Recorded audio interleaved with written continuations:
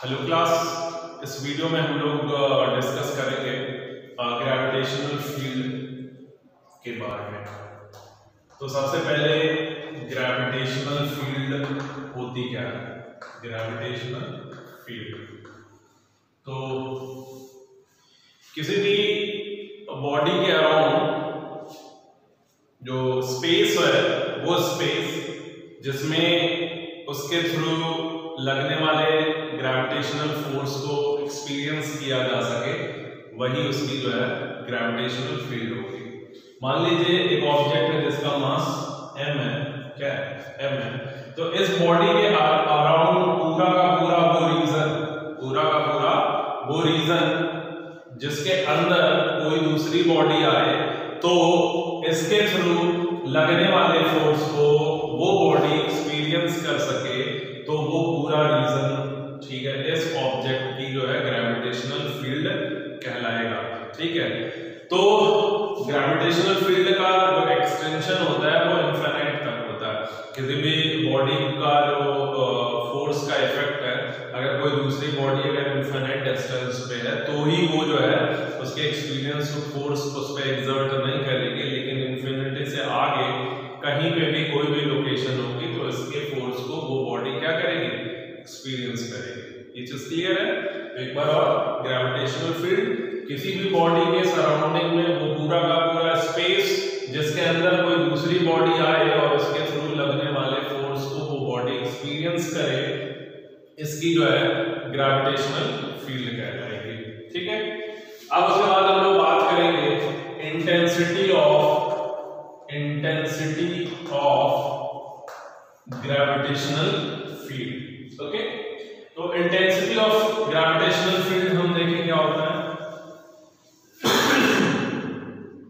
मान लीजिए कि एक ऑब्जेक्ट है जिसका मास m है, ठीक है, तो इससे r डिस्टेंस पे हमने जो है एक मास रखा हुआ है m1, ठीक है, और इसके और उस ऑब्जेक्ट के बीच में, ठीक है, जो सेपरेशन है वो कितनी है? r है। ठीक है, तो ये बॉडी इस बॉडी पे एक फोर्स लगाएगी। क्या लगाएगी? फोर्स लगाएगी, और उस फोर्स की वैल्यू मान लीजिए F है। तो as per Newton's law of gravitation जो ये फोर्स होगा उसकी वैल्यू होगी G small m m1 upon r square. ये चीज क्लियर? अब ये इंटेंसिटी नहीं है, ठीक है, ये इस ऑब्जेक्ट के थ्रू इस ऑब्जेक्ट पे लगने वाला फोर्स है। ठीक है, तो ये जो बॉडी है, ये बॉडी, ये पॉइंट मान लीजिए P पे प्लेस्ड है। ठीक, तो अब इस पॉइंट पे, ठीक है, मुझे क्या निकालनी है? Intensity of gravitational field. याद रखिएगा, इंटेंसिटी ऑफ ग्रेविटेशनल फील्ड इस पॉइंट पे जो हम कैलकुलेट कर रहे हैं वो इस मास के लिए जो है डिफाइन होती है। मतलब ये इस पे जो फोर्स लगा रही है उस पॉइंट पे डिवाइडेड बाय ये जो मास m1 रखा हुआ है उससे जब आप उसको डिवाइड करेंगे तो ये उस पॉइंट पे इंटेंसिटी देगा ग्रेविटेशनल फील्ड। ये तो बेसिक है, लेकिन अगर हम डेफिनेशन वाइज रखें तो एक यूनिट मास इस पॉइंट पे इस ऑब्जेक्ट की जो इंटेंसिटी ऑफ ग्रेविटेशनल फील्ड है उसको अगर डिफाइन करना है तो हम उसको डिफाइन ऐसे करेंगे कि इस पॉइंट पे एक यूनिट मास जो फोर्स एक्सपीरियंस करेगा वही इस ऑब्जेक्ट की इस पॉइंट पे, इस सेपरेशन पे इंटेंसिटी ऑफ ग्रेविटेशनल फील्ड होगी। एक बार और समझ लीजिए कि ये ऑब्जेक्ट इस पॉइंट पे इंटेंसिटी ऑफ ग्रेविटेशनल फील्ड क्या दे रहा है, तो उसको डिफाइन करने के लिए एक यूनिट मास इस पॉइंट पे इसके थ्रू लगने वाला जो फोर्स एक्सपीरियंस करेगा वही उस पॉइंट पे इस ऑब्जेक्ट की ग्रेविटेशनल फील्ड होगी। या यूं कह लें, per unit mass experienced by per unit mass, ठीक है, जो फोर्स एक्सपीरियंस होगा through that body is defined as intensity of gravitational field at that point तो यहाँ पे जो बॉडी फील्ड वहां पे एग्जर्ट कर रही है, ठीक है, उसको हम लोग सोर्स मास कहते हैं। क्या कहते हैं? सोर्स मास या सोर्स बॉडी, ठीक है। और ये जो इसके फोर्स को एक्सपीरियंस कह रहा है, इसको हम लोग कहेंगे टेस्ट मास, ठीक है ये बात। तो ये हो गया intensity of gravitational field. Okay, तो इंटेंसिटी ऑफ ग्रेविटेशनल फील्ड जो होती है वो वेक्टर क्वांटिटी होती है, और किसी भी पॉइंट पे इंटेंसिटी ऑफ ग्रेविटेशनल जो फील्ड है उसकी जो डायरेक्शन होगी, उस पॉइंट पे जो टेस्ट मास रखा है उस पे जो फोर्स जिस डायरेक्शन में एक्सपीरियंस होगा वही इंटेंसिटी ऑफ ग्रेविटेशनल फील्ड की क्या होगी? डायरेक्शन होगी। अब अगर हम इसके यूनिट की बात करें तो एसआई जो यूनिट होगी क्या होगी? एसआई यूनिट होगी न्यूटन पर केजी। सिंपल है, फोर्स की यूनिट आप रखेंगे न्यूटन और मास की रखेंगे केजी। डायमेंशन आप निकाल लेंगे, उसके लिए आप फोर्स के डायमेंशन को रखेंगे और मास के डायमेंशन को रखेंगे। तो जो डायमेंशन होगा वो होगा ml/-2 divided by mass, this is equal to L/-2। Okay, तो यहां से इंटेंसिटी ऑफ ग्रेविटेशनल जो फील्ड है उसके डायमेंशन निकल के आ गए। क्लियर ये बात? चलिए अब उसके बाद हम लोग, ठीक है, ग्रेविटेशनल अर्थ की जो ग्रेविटेशनल फील्ड है उसकी जो इंटेंसिटी है किसी भी पॉइंट पे उसको हम लोग कैलकुलेट करते हैं। ठीक है, intensity of gravitational field of earth at a point. Okay, तो हम अर्थ ले रहे हैं, क्या ले रहे हैं? अर्थ, जिसका मास क्या है? m है। ठीक है, अब उसके बाद जो है उससे r डिस्टेंस पे एक पॉइंट है जहां पे एक टेस्ट मास रखा हुआ है और इसके बीच की जो सेपरेशन है वो कितनी है? स्मॉल r है। तो इस पॉइंट पे जो इसकी इंटेंसिटी ऑफ ग्रेविटेशनल फील्ड होगी वो हमको निकालना है। तो उसको निकालने के लिए हम क्या करेंगे? ये टेस्ट मास जो फोर्स एक्सपीरियंस करेगा डिवाइडेड बाय टोटल मास, तभी तो यूनिट मास निकल जाएगा। Force experience by unit mass. Okay, तो यहां से इसकी वैल्यू हो जाएगी G capital M small m upon r² divided by m। ये कैंसिल आउट हो जाएगा, यहाँ पे आपका मिलेगा gm upon r²। This is your gravitational field intensity, ठीक है, at this point which is distance r from the centre of the earth. ठीक है, अब वही मास आपका जो है अर्थ के सरफेस पे आ जाए तो यहाँ पे एट सरफेस की अगर हम बात करें, एट सरफेस आपका स्मॉल r की वैल्यू हो जाएगी कैपिटल R। तो यहाँ से इंटेंसिटी आपकी हो जाएगी, वो हो जाएगी g, यहाँ पे r की जगह पे कैपिटल R रख देंगे, gm अपॉन r²। ठीक है, चलो ये था थोड़ा सा इंटेंसिटी ऑफ ग्रेविटेशनल फील्ड के बारे में और intensity of gravitational field of earth के बारे में। अब हम बात करते हैं ग्रेविटेशनल पोटेंशियल एनर्जी। ठीक है, इसके बारे में बात करते हैं, ग्रेविटेशनल पोटेंशियल एनर्जी। तो टॉपिक है ग्रेविटेशनल पोटेंशियल एनर्जी। ठीक है, तो इससे पहले हम लोगों ने जब वर्क ऑफ एनर्जी में पढ़ा था तो उसमें हमने पोटेंशियल एनर्जी के बारे में पढ़ा था कि किसी भी ऑब्जेक्ट में, ठीक है, उसकी पोजीशन किसी ग्रेविटी फील्ड में पोजीशन की वजह से या उसके कॉन्फ़िगरेशन में चेंज होने की वजह से जो एनर्जी स्टोर होती है दैट इज पोटेंशियल एनर्जी।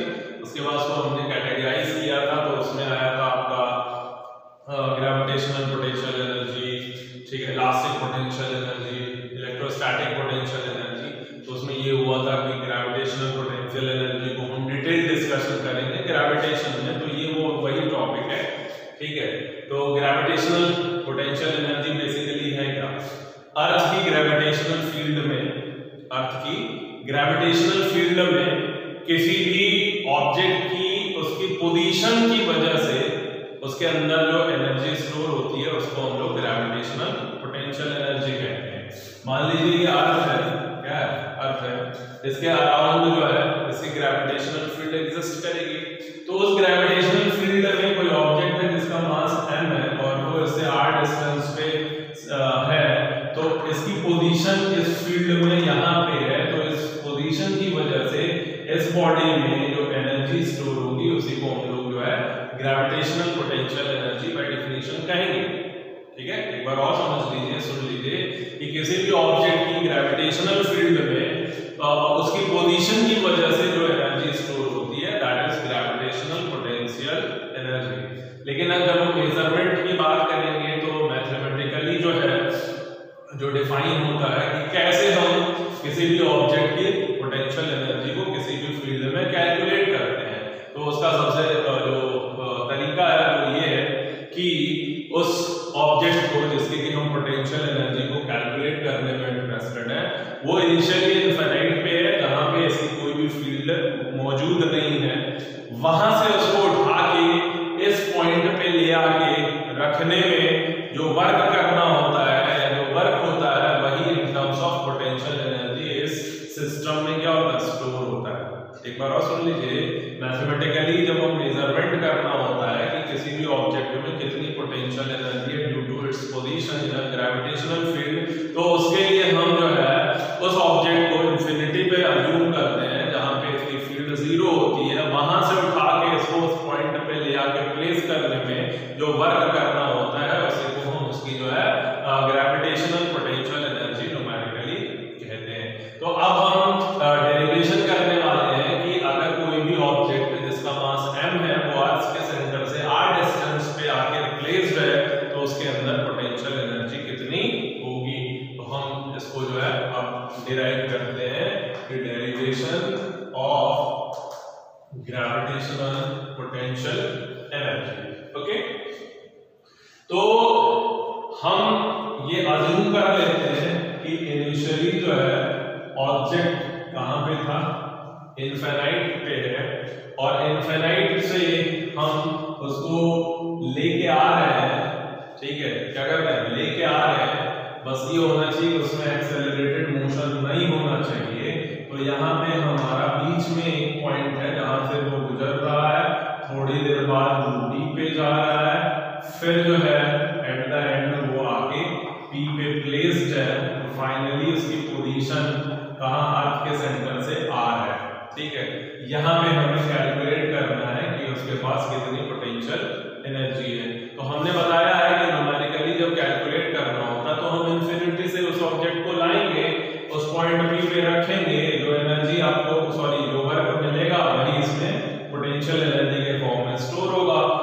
तो उसको कैलकुलेट करने के लिए हमने बीच में 2 पॉइंट लिए हुए हैं। इनिशियली ये जो पॉइंट है ना वो यहाँ से अर्थ के सेंटर से x डिस्टेंस पे है।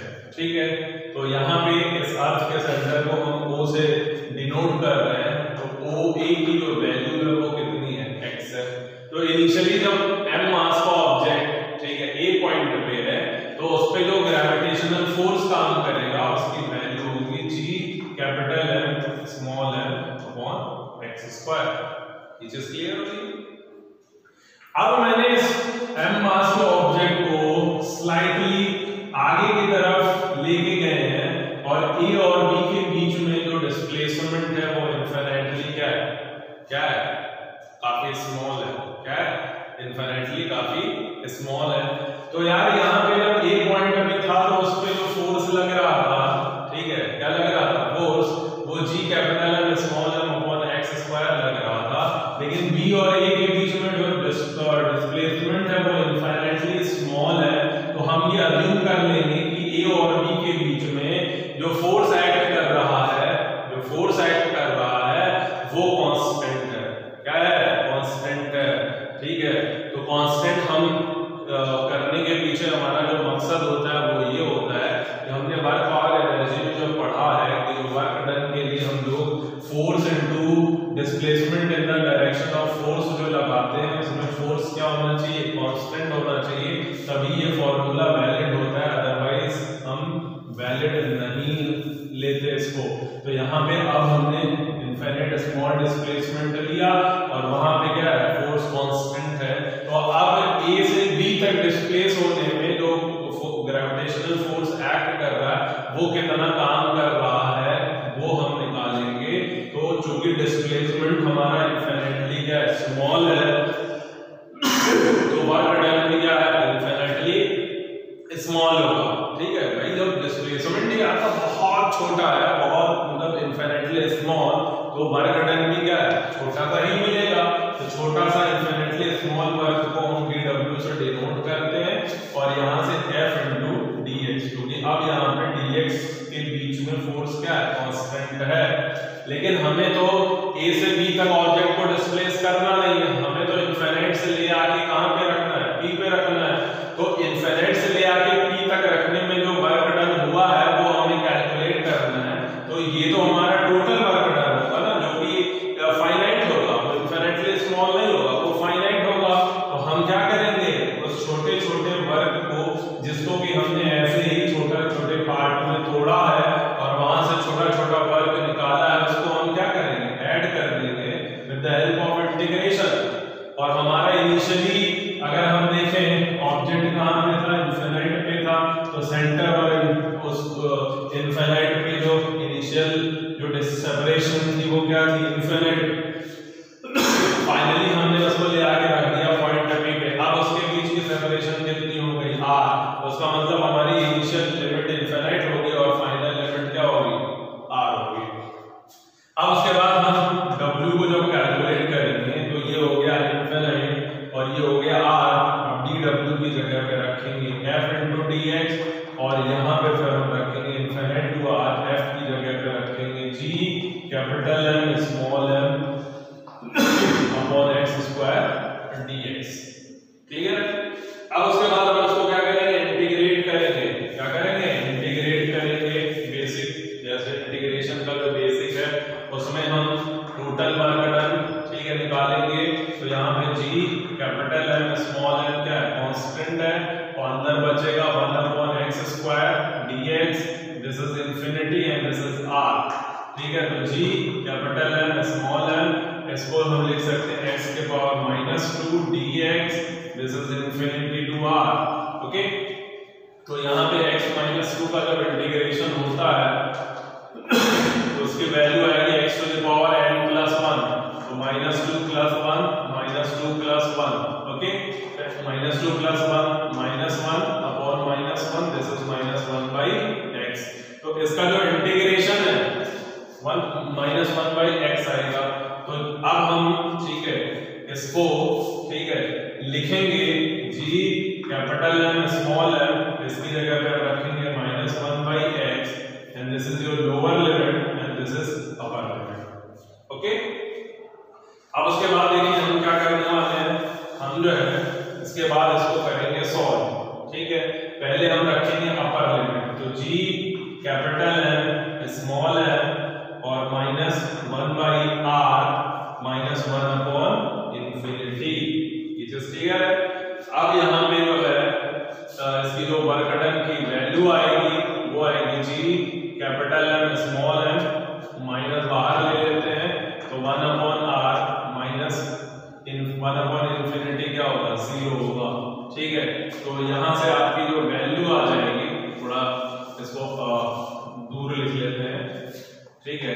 यहाँ पे हो जाएगा g capital M small m, ये माइनस बाहर हो गया 1 अपॉन r -0। तो वर्क डन आपका निकल के आ जाएगा -g capital M small m by r। ये वर्क हुआ उस ऑब्जेक्ट को इनफिनिटी से उस पॉइंट p पे ले आके प्लेस कर देंगे और यही जो है in terms of potential energy होगी और वो स्टोर हो जाएगी। तो यहाँ से जो है हमारा जो पोटेंशियल एनर्जी होगा, पोटेंशियल एनर्जी U, ठीक है, वो होगा W और ये हो जाएगा -g capital M small m by r। Okay. समझ में आ रही बात? नहीं तो इस वीडियो में इतना ही।